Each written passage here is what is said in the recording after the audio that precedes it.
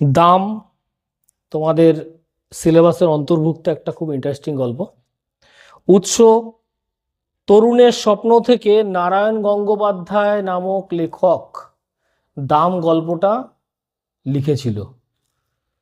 দাম গল্পটা প্রথম প্রকাশিত হয় 1365 খ্রিস্টাব্দে।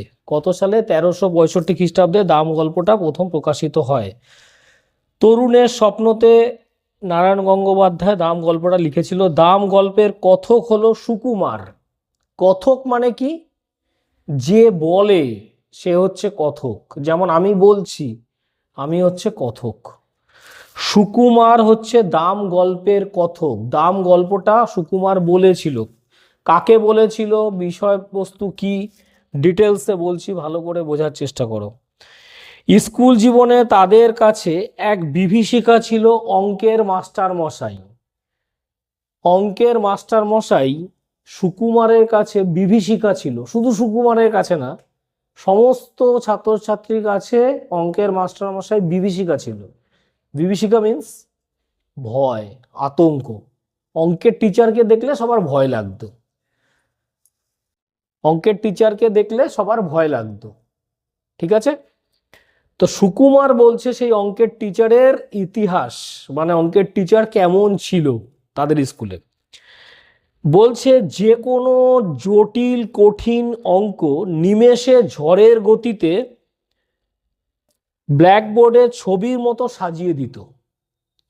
বলছে যত কঠিন অঙ্ক হোক না কেন, নিমেষের মধ্যে ঝড়ের গতিতে ব্ল্যাকবোর্ডে করতো। এমনকি অঙ্কের টিচার দু হাতে অঙ্ক করতো, দু হাতে অঙ্ক করতো ব্ল্যাকবোর্ডে। এত এক্সপার্ট অঙ্কের টিচার। তো সুকুমার অঙ্কে কাঁচা ছিল, সেরকম সুকুমারের অন্যান্য বন্ধুরাও অঙ্কে কাঁচা ছিল। অঙ্কে তো সবাই ভালো পারে না, কেউ ভালো পারে, কেউ মানে কম বোঝে অঙ্ক। তো সুকুমার অঙ্কে কাঁচা ছিল, সুকুমারের কিছু বন্ধুও অঙ্কে কাঁচা ছিল। তো সেই সমস্ত ছাত্ররা বিশেষ করে অঙ্কের স্যার আসলে জড়সড় হয়ে বসে থাকতো, যে যেন দেখতে না পায়। যদি পারে দেওয়ালের কোনায় ঢুকে পড়া, বেঞ্চের পাশে ঢুকে পড়া, এইসব কাণ্ড কারখানা করতো। দেখলেই যদি তুলে দাঁড় করায়, যদি ব্ল্যাকবোর্ডে করতে ডাকে, এর জন্য ভয়ে ওরা জড়সড় হয়ে বসে থাকতো, লুকিয়ে পড়তো, মানে লুকানোর চেষ্টা করতো অঙ্কের টিচার আসলে। তো মাস্টারমশাইয়ের হাতের প্রচণ্ড চর খেলে ছাত্রছাত্রীর মাথা নাকি ভনভন করে ঘুরতো। এক চরে যেন মানে মাথার উপর দিয়ে মনে হয় মৌমাছি ভনভন করে ঘুরছে, এরকম জোরে থাপ্পড় মারতো মাস্টারমশাই অঙ্ক না পারলে। তো চোখে একটু জল দেখলেই ক্লাস ফাটিয়ে হুঙ্কার দিত অঙ্কের টিচার। মারবে কিন্তু কাঁদতে পারবে না, কাঁদলে আবার মারবে, এরকম টিচার। বিভীষিকা কেন বলা হয়েছে? তার ক্যারেক্টারটা দেখো অঙ্কের টিচারের। অঙ্ক পারবে না, তোমাকে ঠাসিয়ে থাপ্পড় মারবে, কাঁদতে পারবে না, চোখে জল আসলে আবার থাপ্পড়। অঙ্ক পারবি না মানে আবার থাপ্পড়। ঠিক আছে? তো পা ধরে স্কুলে পুকুরে ছুঁড়ে ফেলে দেওয়ার মতন ঘটনাও নাকি উনি ঘটিয়েছেন। বলছে অঙ্ক না পারলে টানতে টানতে ক্লাস থেকে বের করে নিয়ে ঠ্যাং ধরে ছুঁড়ে মারতো নাকি পুকুরের জলে। তখনকার দিনের স্কুলের মধ্যে পুকুর ছিল, ঠিক আছে? সেই পুকুরের জলে নাকি ছাত্রছাত্রীকে ঠ্যাং ধরে ছুঁড়ে মারতো অঙ্ক না পারলে। এর জন্যই বিভীষিকা বলা হচ্ছে অঙ্কের টিচারকে। দারুণ ইন্টারেস্টিং গল্প। তো অঙ্কের টিচারের কথা হচ্ছে, তোরা পুরুষ মানুষ হয়ে অঙ্ক পারিস না, তোদের লজ্জা করে না? ছেলে হয়ে জন্মেছিস, অঙ্ক পারিস না, তোদের লজ্জা থাকা দরকার। এই অপমান ছেলেদের তিনি প্রতিনিয়ত করত, যে ছেলে হয়ে জন্মেছিস কেন, অঙ্ক পারবি না, হিসাব করবি কি করে, বাজার করবি কি করে, হ্যাঁ সংসার চালাবি কি করে, ছেলে নামে কলঙ্ক তোরা, ছাত্রদের বলতো। ঠিক আছে? তো মাস্টার মশাইয়ের হাত থেকে মুক্তি পাওয়ার জন্য সুকুমার ঠিক করলো যে কোনো মতন মাধ্যমিক পাসটা আমি করি, অঙ্ককে ষষ্ঠাঙ্গে নমস্কার করে পালাবো। অঙ্কের ধারে কাছে নেই সুকুমার। তো সেরকমই কোনো রকমে মাধ্যমিক পাশ করার পরে সুকুমার কি করলো, অঙ্ক থেকে ইতি নিল, অঙ্ক আর করবেন না সুকুমার। এবার মাস্টারমশাইয়ের হাত থেকেও মুক্তি পেয়ে গেল। আমরা জানি মাধ্যমিকের পরে সাবজেক্ট আলাদা হয়ে যায়, কেউ সায়েন্স নিয়ে পড়ে, কেউ আর্টস নিয়ে পড়ে, কেউ কমার্স নিয়ে পড়ে। যে আর্টস নিয়ে পড়বে তার আর অঙ্ক থাকবে না। সুকুমার কি করলো, অঙ্কের হাত থেকে বাঁচার জন্য, অঙ্ক যাতে না করতে হয় তার জন্য সায়েন্স নিলই না, আর্টস নিয়ে পড়া শুরু করলো 11 থেকে। তারপর মাস্টারমশাইয়ের হাত থেকে এইভাবে মুক্তি পেল সুকুমার এবং তার বন্ধুরা। তারা দুঃস্বপ্নেও বারবার ফিরে আসতো, তাদের দুঃস্বপ্নেও বারবার ফিরে আসতো সেই আতঙ্কের অঙ্কের টিচার।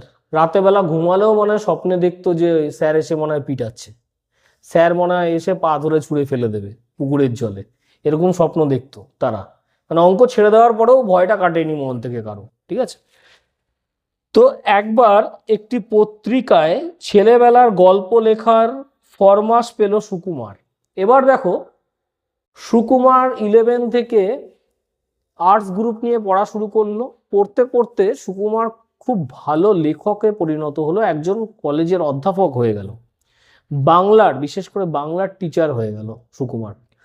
তো সুকুমারকে একটা পত্রিকা থেকে অফার দিল যে আপনার ছেলেবেলার কোনো গল্প আপনি লিখুন, সেটা আমরা ছাপাবো, বিক্রি হবে। তারপরে লেখকের জীবনী জানতে চায় না অনেকে, রবীন্দ্রনাথ ঠাকুরের জীবনী, নজরুলের জীবনী আমরা পড়ি তো, তাই সুকুমারকে বলা হয়েছে যে আপনার ছোটবেলার কোনো ঘটনা আপনি লিখুন, সেটা আমরা পত্রিকায় ছাপাবো। তো সুকুমারের মনে হলো যে অঙ্কের মাস্টারমশাইকে নিয়েই লেখা শুরু করি, যে মাস্টারমশাই আমাদের উপরে এরকম এরকম ব্যাপার ছিল, মাস্টারমশাই আমাদেরকে কিভাবে মানে অঙ্ক শেখাতো, কিভাবে আমাদেরকে শাসন করতো, পুরো ব্যাপারটাই গল্পের আকারে আমি লিখব এবং সেটা পত্রিকায় ছাপানো হবে। তো সুকুমার কি করলো, গল্প লিখতে বসে গেল। গল্প লিখতে গিয়ে সুকুমারের মাস্টারমশাইয়ের সম্পর্কে সব কিছু লিখলো, তার সব কিছুটা লিখলো, কোনো কিছু লুকালো না, ভালো দিক খারাপ দিক মাস্টারমশাইয়ের সব কিছু সুকুমার লিখলো। মনের মধ্যে যা কিছু ছিল মাস্টারমশাই সম্পর্কে সব কিছু লিখলো তার গল্পে। এরপর সুকুমারের গল্প পত্রিকায় ছাপা হলো। কর্তৃপক্ষ খুশি হয়ে 10 টাকা দক্ষিণাও দিয়েছিল। তখন 10 টাকা মানে এখনকার দিনে অনেক টাকা। সুকুমার যখন ওই গল্পটার বিনিময়ে 10 টাকা দাম পেয়েছিল, গল্পটা লিখে 10 টাকা পেয়েছিল, এই যে দাম কথাটা এখান থেকে এসছে। গল্পটার নাম যে দাম, এই যে মাস্টার মশাইয়ের চরিত্র নিয়ে লিখে গল্প লিখে তার দাম পেল 10 টাকা সুকুমার, সেখান থেকে গল্পটার নাম হলো দাম। বোঝাতে পারলাম? তো সুকুমার 10 টাকা পেয়েছিল।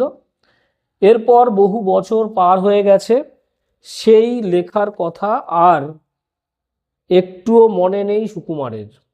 হঠাৎ করে একদিন বাংলাদেশের প্রত্যন্ত একটি কলেজের বার্ষিক উৎসবে অতিথি হিসাবে নিমন্ত্রণ রক্ষা করতে সুকুমার গিয়ে পৌঁছলো বাংলাদেশের এক প্রান্তীয় কলেজে। কি হয় এখনকার কলেজে ফাংশনে দেখবে গায়ক গায়িকাদের নিয়ে আসে, আর তখনকার দিনে কলেজের ফাংশনে লেখকদের আনা হতো, বড় বড় লেখকদের ইনভাইট করা হতো কলেজে আসার জন্য। তো সুকুমার যেহেতু বড় মাপের লেখক হয়ে গেছে, তো তাকেও ইনভাইট করা হয়েছে কলেজে এসে তার বই সম্পর্কে কিছু কথা বলার জন্য।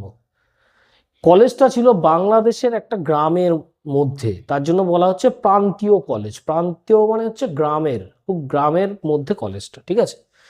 তো সুকুমার সেই নিমন্ত্রণ রক্ষা করতে গেল কলেজে।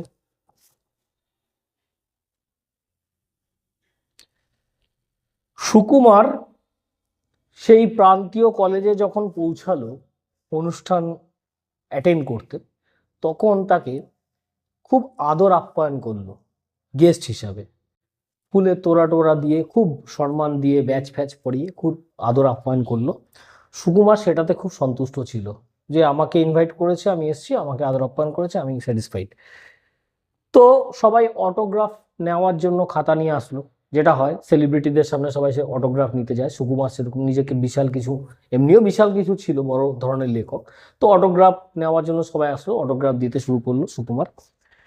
সভায় রবীন্দ্রনাথের উদ্ধৃতি, নানা ইংরেজি কোটেশন, সবশেষে দেশের তরুণ ছেলেমেয়ে জেগে ওঠার মন্ত্রে উদ্বুদ্ধ করে সে বক্তৃতা শেষ করল। সুকুমার কি করলো, বক্তৃতা দেওয়ার সময় মোটিভেশন জাতীয় বক্তৃতা বেশি দিল, যাতে কলেজের ছেলেমেয়েরা মোটিভেটেড হয়ে, মোটিভেশন মানে আমরা জানি অনুপ্রাণিত হওয়া, অনুপ্রাণিত হয়ে আরো বেশি পরিশ্রম করে, পড়াশোনা করে, চাকরির জন্য আরো খাটে বা কর্মের জন্য আরো বেশি পরিশ্রম করে, সেরকম মোটিভেশন জাতীয় অনেক কথা সুকুমার বললো স্টেজে দাঁড়িয়ে। এবং রবীন্দ্রনাথের লেখা অনেক কোটেশন, ইংলিশ কোটেশন বলল। সেখানে ইংলিশ কোটেশন বলতে গিয়ে সুকুমার কিছু ভুলভালও বলেছিল, কারোর বোঝার ক্ষমতা হয়নি, ভুলভাল বলে দিয়েছে, জানে সুকুমার বলছে যখন ঠিকই বলছে, ঠিক আছে। অনেক কোটেশন ইউজ করেছে, কোটেশনের মধ্যে কিছু ভুলও ছিল। বয়স্ক প্রিন্সিপাল পর্যন্ত মুগ্ধ হয়ে গেল। বয়স্ক প্রিন্সিপাল বললো, বাহ বাহ বাহ বাহ, দারুণ বলেছে, দারুণ বলেছে। কোটেশনের মধ্যে যে ভুল আছে 2-1 ওয়ার্ড, সেটা ধরতে পারেনি কেউ, ইংলিশে বলে গেছে, তো বাংলাদেশের মানুষ, ঠিক আছে, বুঝতে। এবার শেষ পর্যন্ত প্রশংসার বন্যায় ভেসে গেল। সারা মাঠে ছেলে মেয়ে টিচার খুব হাততালি দিচ্ছে সুকুমারের কথা শুনে, বা দারুণ দারুণ, প্রিন্সিপালও বলছে বা দারুণ, ছেলে মেয়ে খুব মোটিভেটেড, কালকে থেকে বিশাল পড়াশোনা করবে, সব একদম ইঞ্জিনিয়ার ডাক্তার হয়ে যাবে, কোনো চাপ নেই, ঠিক আছে। এমন সময় একটা ছেলে এসে জানালো একজন বয়স্ক ভদ্রলোক সুকুমারের সঙ্গে দেখা করতে চায়। একজন বয়স্ক ভদ্রলোক সুকুমারের সাথে দেখা করতে যায়। কে সেই বয়স্ক ভদ্রলোক? সেই টিচার, অঙ্কের বিভীষিকা। সে মাঠে ওয়েট করছে, একটা ছেলেকে পাঠিয়েছে, গিয়ে বলেছে যাও সুকুমার স্যারকে গিয়ে বলো আমি দেখা করতে চাই। তো মাঠের অন্ধকারে কুঁজো লম্বা চেহারার একজন মানুষ সুকুমারের নাম ধরে ডাকলেন। কুঁজো হয়ে গেছে, অঙ্কের টিচার যথেষ্ট লম্বা চওড়া ছিল, বয়স হয়ে গেছে তাই কুঁজো হয়ে গেছে, বয়স্ক লোকরা একটু কুঁজো হয়ে যায় না, তো অঙ্কের টিচার একটু কুঁজো হয়ে গেছে। তো কুঁজো হয়ে যাওয়ার পরে উঁচু হয়ে ডাকতে পারছে না, কুঁজো হয়ে সুকুমার সুকুমার করে ডাকছে মাঠ থেকে। সুকুমার চমকে উঠল। স্মৃতির অন্ধকার ভেদ করে আশ্চর্য ওই গলার স্বর ছেলেবেলার ভয়ের কঙ্কালটাকে বিদ্যুতের আলোর মতো উদ্ভাসিত করে তুলেছিল। ছোটবেলায় রাতের বেলা ঘুমিয়ে ঘুমিয়ে সুকুমার স্বপ্ন দেখতো স্যার মনে হয় এসে আমার পা ধরে টেনে পুকুরে ফেলে দেবে। সেই গলার আওয়াজটা আবার কানের মধ্যে ভেসে আসলো। গলার আওয়াজ তো চেঞ্জ হয়নি, বয়স হলে একটু আলাদা হয়েছে, কিন্তু একই রকম আছে। সুকুমার সুকুমার করে যখন ডেকেছে, তখন আবার সুকুমারের সেই ছোটবেলার অঙ্কের টিচারের কথা মনে পড়ে গেল। এই তো সেই টিচারের আওয়াজ, যে সেই বিভীষিকা তার কাছে। চমকে গেল সুকুমার। তারপর যাকে নিয়ে সুকুমার গল্প লিখেছে, যাকে নিয়ে আজকে বলতে এসছে স্টেজে, সে সুকুমারের নাম ধরে ডাকছে। সুকুমার বেশ কারেন্টে শর্ট খাওয়ার মতো চমকে গেল, কি হচ্ছে ব্যাপারটা। এবার সুকুমার মাথা নিচু হয়ে এলো মাস্টারমশাইয়ের পায়ে। সুকুমার দেখলো সেই অঙ্কের টিচার সামনে দাঁড়িয়ে আছে। সুকুমারের মাথা পুরো নিচু হয়ে গেল, কারণ সুকুমার তার মাস্টারমশাইকে নিয়ে যা খুশি লিখেছে গল্পে, তার জন্য তার মাথা হেট হয়ে গেছে, যাওয়ার আর মুখ নেই মাস্টারমশাইয়ের সামনে। মাথা নিচু করে মাস্টারমশাইয়ের সামনে গেল, অনেক আশীর্বাদ করলেন তিনি। সুকুমার যখন সামনে গেল, মাস্টারমশাই কিন্তু একটাও বকেনি, কারণ মাস্টারমশাই তো এতে প্রাউড ফিল করছে যে আমাকে সুকুমার ফেমাস করে দিয়েছে, আমাকে সবাই চিনতে শুরু করেছে সুকুমারের জন্য। আশীর্বাদ দিল আরো সুকুমারকে, আশীর্বাদ দিয়ে বলল রিটায়ার করার পর এখানে এসেই মাথা গুজেছেন সে কথা জানালেন সুকুমারকে। সুকুমারকে মাস্টারমশাই বলল স্কুল থেকে রিটায়ার করার পর আমি এখানে এসেই থাকছি, এখানেই বাড়িঘর বানিয়ে থাকছি। মাথা গুজেছি মানে বাড়িঘর বানিয়ে থাকছি। আরো বললেন যে আজ সুকুমার এখানে বক্তৃতা করবে জেনেই তিনি ছুটে এসেছেন। মাইকে প্রচার হয়েছে বা মুখে মুখে প্রচার হয়েছে যে সুকুমার আসছে কলেজে, তো সেটা শুনে মাস্টারমশাই ছুটে ছুটে এসছে তার ছাত্রর সাথে দেখা করতে। সুকুমারের বক্তৃতা তার খুব ভালো লেগেছে। মাস্টারমশাই বলছে তুমি খুব ভালো বক্তৃতা দিয়েছো। সুকুমারের অনেক প্রশংসা করলেন তিনি। যে অনেক ভালো হয়েছো, তুমি বড় হয়েছো, অনেক মানে দূর এগিয়েছো, ভালো লিখেছো। সুকুমার কিন্তু খুশি হতে পারলো না। সুকুমার কিন্তু খুশি হতে পারলো না, কারণ সুকুমারের মনের মধ্যে দ্বন্দ্ব চলছে। কারণ সে তো মাস্টারমশাইকে নিয়ে এগুলো লেখা উচিত হয়নি, সে তো ভাবেইনি কোনোদিনও মাস্টারমশাই সামনাসামনি আসবে। কিন্তু ভাগ্যচক্রে মাস্টারমশাই সামনে চলে এসছে, তাই সুকুমারের ভেতরে ভেতরে গিল্টি ফিল করছে, যেটাকে আমরা বলি গিল্টি ফিল করা বা অনুতপ্ত হওয়া, মনে মনে অনুতপ্ত হচ্ছিল। সে বুঝতে পারলো তার বক্তৃতার ফাঁপা ফানুষে অন্যান্য বহু মানুষের মতো মাস্টার মশাইও খুশি হয়েছেন। ফাঁপা ফানুস, ফানুস উড়িয়েছো, দেখেছো ফানুসটা ভেতরে পুরো ফাঁপা থাকে, বাইরে থেকে দেখলে মনে হয় ভেতরে অনেক কিছু আছে, আলো জ্বলছে। সুকুমার নিজে জানে যে নিজে কি বক্তৃতা দিয়েছে। কোটেশন যেগুলো বলেছে তার মধ্যে অনেকগুলোই ভুল বলেছে। রবীন্দ্রনাথের নাম করে অন্য কারোর কোটেশন বলে দিয়ে চলে এসছে। বাংলাদেশের লোক থরি না জানে, মুখস্থ করে বসে আছে কার লেখা কোনটা কি, সবাই বাবা বাবা করে বা ও সুকুমার বলছে যখন তখন হেভি, প্রিন্সিপালও বলছে হেভি। তো সুকুমার সেগুলো ভাবছে যে আমি যা বললাম তাতেই বাহবা পেলাম, মাস্টারমশাই সম্পর্কে এত কিছু লিখলাম, মাস্টারমশাই আমাকে ভালো বলছে। মনে মনে সে অনুতপ্ত হচ্ছে। তার মাস্টারমশাই সুকুমারকে বললেন, ছাত্রদের তিনি কিছুই দিতে পারেননি, শুধু শাসন আর পীড়ন করেছে। বলছে আমি তো তোদের কিছুই দিতে পারিনি, সারা জীবন তোদের শুধু শাসনই করে গেছি। তারও সব মনে আছে, মানে পূর্বে কি করেছে, ছাত্রদের ধরে কেমন করে মারতো। তাই বলছে তোদের তো তেমন কিছু দিতে পারিনি, শুধু শাসনই করে গেছি। তবু যে সুকুমার তাকে মনে রেখেছে, সুকুমার যে তাকে মনে রেখেছে, সুকুমার কি এমনি এমনি মনে রেখেছে? সুকুমারকে পত্রিকার লোকজন বলেছে একটা গল্প লিখে দিন, তার বিনিময়ে আপনি টাকা নিন। তাই সুকুমার মনে করে কি লিখবো কি লিখবো, মাস্টারমশাই গল্প লিখে দিয়েছে। তা মাস্টারমশাই মনে করেছে মানে টাকা না, এমনি হয়তো ফেমাস করার জন্য লিখেছে। তাই মাস্টারমশাই বলছে তুই যে আমাকে মনে রেখেছিস তাতেই আমি ধন্য। তো সেই জন্য তার বুকে আনন্দ ভরে গেছে মাস্টারমশাই। সকাল থেকে খুব আনন্দিত, বাড়ির লোকজনকে বলছে আমাকে তোমরা কেউ ফেমাস করলে না, আমার ছাত্র আমাকে ফেমাস করে দিয়েছে, আমাকে এখন সবাই চিনতে শুরু করবে, আমাকে নিয়ে গল্প লিখেছে। তো জামার পকেট থেকে শত ছিন্ন জীর্ণ সেই পত্রিকাটি বের করে দেখালেন।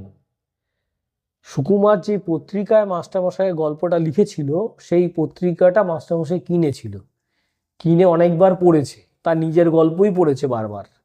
মাস্টারমশাইরা দেখবে যখন বয়স হয়ে যায় না, পুরনো স্মৃতিগুলোকে মনে করার চেষ্টা করে যে সারা জীবনে কি করলো। তো সেগুলো বারবার বারবার পড়তে গিয়ে পত্রিকাটা ছিঁড়ে গেছে। শত ছিন্ন মানে কি, অনেক জায়গায়, শত মানে 100, অনেক জায়গায় পত্রিকাটা ছিঁড়ে গেছে। পড়েছে বারবার, নিজের গল্প পড়তে ভালো লাগছে, যে আমার গল্প লেখা হচ্ছে। হ্যাঁ, তো সেটা পকেট থেকে বের করে সুকুমারকে দেখালো, এই দেখো তোমার গল্প আমি কত যত্ন করে বারবার পড়েছি, যার জন্য এত ছিঁড়ে গেছে। ঠিক আছে, তো মাস্টার মশাই সবাইকে সেই লেখা দেখিয়েছেন। প্রিয় ছাত্র তাকে অমর করে দিয়েছে, সে কথাও মাস্টার মশাই প্রচার করেছে। তার প্রিয় ছাত্র এখন সুকুমার প্রিয় ছাত্র হয়ে গেছে, একসময় সুকুমারকে ধরেও খুব পিটিয়েছিল। তাই মাস্টারমশাই বলছে আমি সবাইকে জানিয়েছি, তোমরা কেউ আমাকে অমর করতে পারলে না, আমার ছাত্র সুকুমার আমাকে অমর করে দিয়েছে আমাকে নিয়ে গল্প লিখে। তো লজ্জায় আত্মগ্লানিতে সুকুমার যেন মাটিতে মিশে গেল। আত্মগ্লানি মানে মনে মনে কষ্ট পেল যে এই মানুষটা আমাকে নিয়ে এত গর্ববোধ করছে, আর আমি তাকে নিয়ে কি না কি লিখেছি। তার আর মুখ দেখানোর মতন উপায় নেই, মাথা নিচু করে মাটিতে মনে হয় মিশে যাওয়ার মতন অবস্থা হলো সুকুমারের। তো অথচ মাস্টারমশাই শেখানোয় সফল না হলেও সুকুমার সাফল্যে আজ তিনি গর্বিত। মাস্টারমশাই বলছে আমার শেখানো অঙ্ক নিয়ে তুমি হয়তো এগোওনি, কিন্তু তুমি যে সাবজেক্ট নিয়ে এগিয়েছো, বাংলা নিয়ে লেখালেখি করছো, তাতে তুমি সাফল্য পেয়েছো, তাতেই আমার আনন্দ, তাতেই আমি অনেক আনন্দিত যে তুমি একসময় আমার ছাত্র ছিলে এবং আমাকে তুমি গল্পের মাধ্যমে সবার কাছে অমর করেছো, তাতেই আমি আনন্দিত। সুকুমার দেখল আবছা অন্ধকারে মাস্টারমশাই দু চোখ দিয়ে জল পড়ছে। মাস্টারমশাই এতটা আবেগপ্রবণ হয়ে গেল, চোখ দিয়ে জল বেরিয়ে আসলো। মানুষ যখন বেশি আবেগপ্রবণ হয়ে যায় তখনও মানুষের চোখ দিয়ে জল আসে। তখন বলে না আনন্দের কান্না, দুঃখেরও যেমন কান্না হয়, আনন্দেতে কান্না বেরোয়, আবেগপ্রবণ হয়ে পড়লেও কান্না বেরোয়। মাস্টারমশাই চোখ দিয়ে জল চলে আসলো। ঠিক আছে, তার মনে হলো স্নেহ মমতায় ক্ষমার বিরাট এক অন্তহীন সমুদ্রের ধারে এসে সে দাঁড়িয়েছে।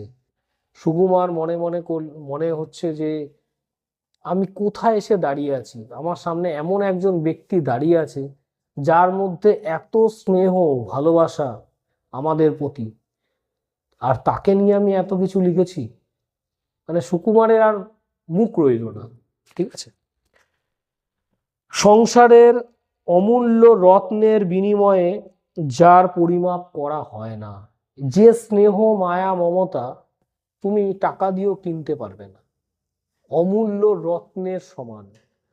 তোমাকে যে ভালোবাসে, তোমাকে যে স্নেহ করে, মা বাবা অবশ্যই, তাদের এই ভালোবাসার ঋণটা কোনোদিনও তুমি শোধ করতে পারবে না। ঠিক আছে, তো সুকুমারের ঠিক এরকমই মনে হলো যে মাস্টারমশাই আমাকে এত স্নেহ করে এখনো পর্যন্ত, বয়স হয়ে যাওয়ার পরেও, আর আমি তাকে নিয়ে এত কিছু লিখেছি। লজ্জায় তার মাথা হেঁট হয়ে গেল। এই হলো দাম গল্পের বিষয় সংক্ষেপ।